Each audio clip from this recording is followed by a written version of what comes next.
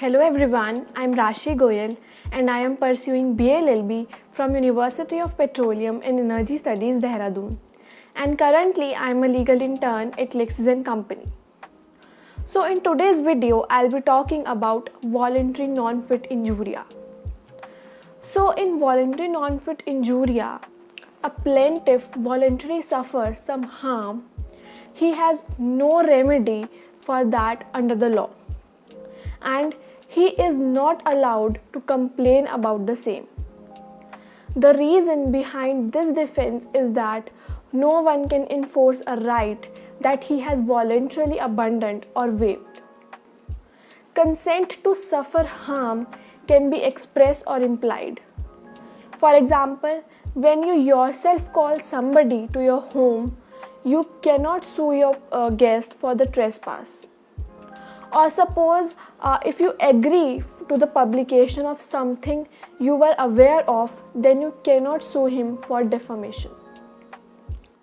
For the defense to be available, the act should not be beyond the limit of what has been consented. Let's discuss one case law. In Padmavati versus Duganika, the driver of the jeep took the jeep to fill petrol in it. Two strangers took a lift in the jeep. The jeep got toppled due to some problem with the right wheel. The two strangers who took the lift were thrown out of the jeep and they suffered some injuries leading to the death of one person. So it was said that the master of the driver could not be made liable, as it was a case of sheer accident and the stranger had voluntarily got into the vehicle. Further, now let's discuss about the consent. So consent must be free. For this defense to available, it is important that the consent of the plaintiff was freely given. If consent was obtained under any compulsion or by fraud or coercion, then it is not good defense.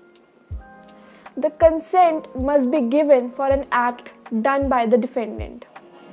For example, if you invite someone to your home for the dinner and that person enters to your bedroom without your permission, then he will be liable for trespass. Let's take one more case law. In case of Lakshmi Rajan versus Malar Hospital, a 40-year-old married woman noticed a lump in her breast, but this pain does not affect her uterus. After the operation, she saw that her uterus has been removed without any justification. The hospital authorities were liable for this act. The patient consent was taken for the operation, not removing the uterus.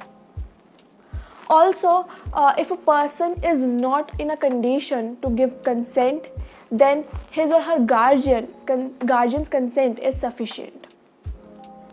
Next is when consent obtained by fraud. So, consent obtained by fraud is not real consent and does not serve as a good defense. In case of R versus Williams, a music teacher was held guilty of raping a 16-year-old girl under the pretense that the same was done to improve her throat and enhancing her voice. Here the girl misunderstood the very nature of the act which is done with her, and she consented to the act considering it surgical operation to improve her voice. Further, let's talk about when consent obtained under compulsion. There is no consent when someone consents to an act without free will or under some compulsion.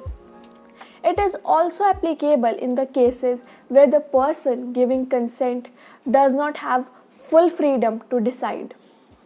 This situation generally arises in master-servant relationship, where the servant is compelled to do everything that his master asks him to do.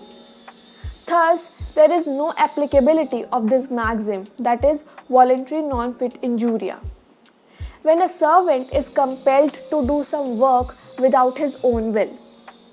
But if he himself does something without any compulsion, then he can meet with the defense of consent, that is voluntary non-fit injuria. Further, this defense says that mere knowledge does not imply assent. For the applicability of this maxim, certain essentials need to be present and fulfilled. First, the plaintiff knew about the presence of risk. And second, he had the knowledge about the same and knowingly agreed to suffer the harm. So in order to avail of this defense, it is necessary that defendant should not be negligent. If plaintiff consents to some risk, then it is presumed that the defendant will not be liable.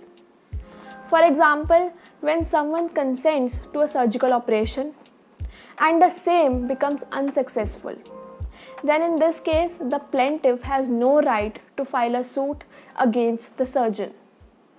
But if the same becomes unsuccessful due to the surgeon's negligence, then in such a case he will be entitled to get claim and compensation against the surgeon. Lastly, let's talk about voluntary non-fit injuria and contributory negligence. In contributory negligence, the defendant's liability is based on the proportion of fault in the matter. In the defense of contributory negligence, both the defendant and the plaintiff are liable, which is not the case in voluntary non-fit injuria. In voluntary non-fit injuria, the plaintiff knows the nature and the extent of danger which he encounters. And in the case of contributory negligence, on the part of the plaintiff, he did not know about any danger. Thank you everyone for watching my video. I hope you like it, and if you did, please give it a thumbs up and share it with your friends and family. And don't forget to let me know your feedback in the comment section. Stay home, stay safe, stay healthy.